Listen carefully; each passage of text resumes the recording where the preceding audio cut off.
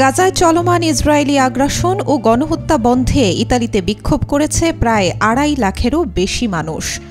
সোমবার রাজধানী রোম এবং তুরিন, ফ্লোরেন্স, নেপলস ও সিসিলি সহ বেশ কয়েকটি বড় শহরে বিক্ষোভ করেন তারা।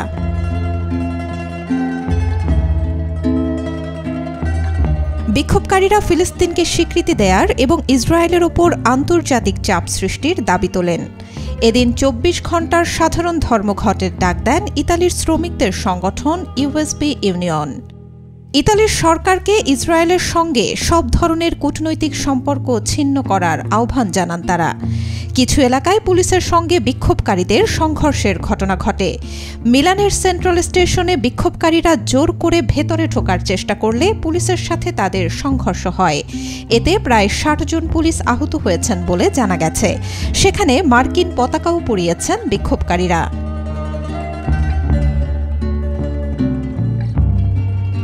রোম পুলিশ জানায়, শহরের টার্মিনি রেল স্টেশনের সামনে প্রায় ২ লাখ শিক্ষার্থী জড়ো হয়ে বিক্ষোভ করেন। তারা ফিলিস্তিনের পতাকা হাতে নিয়ে ফ্রি প্যালেস্টাইন সহ বিভিন্ন স্লোগান দেন। আন্দোলনের কারণে শহরের যান চলাচল ব্যাহত হয়।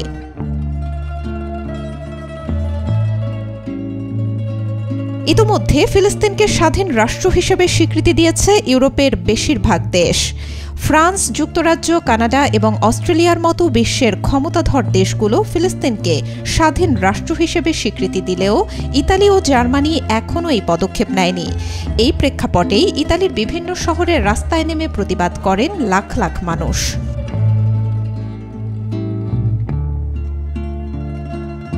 তবে এই ঘটনার তীব্র নিন্দা জানিয়েছেন ইতালির ডানপন্থী সরকারের প্রধানমন্ত্রী জর্জিয়া মেলোনি। তিনি বলেন, এই ধরনের সহিংসতা লজ্জাজনক। এই ধ্বংসাত্মক কার্যকলাপের সঙ্গে সংহতির কোনো সম্পর্ক নেই। এটি গাজার মানুষের জীবনের কোনো পরিবর্তন আনবে না। আরও জানান, এখনই ফিলিস্তিনকে স্বীকৃতি দেবে না ইতালি। তার দাবি, ২০২৩ সালের ৭ সেপ্টেম্বরের পর থেকে ইসরায়েলের কাছে কোনো ধরনের অস্ত্র বিক্রি করেনি ইতালি। কিন্তু বিক্ষোভকারীরা বলছেন, গোপনে ইসরায়েলকে অস্ত্র সরবরাহ করে আসছে তাদের সরকার।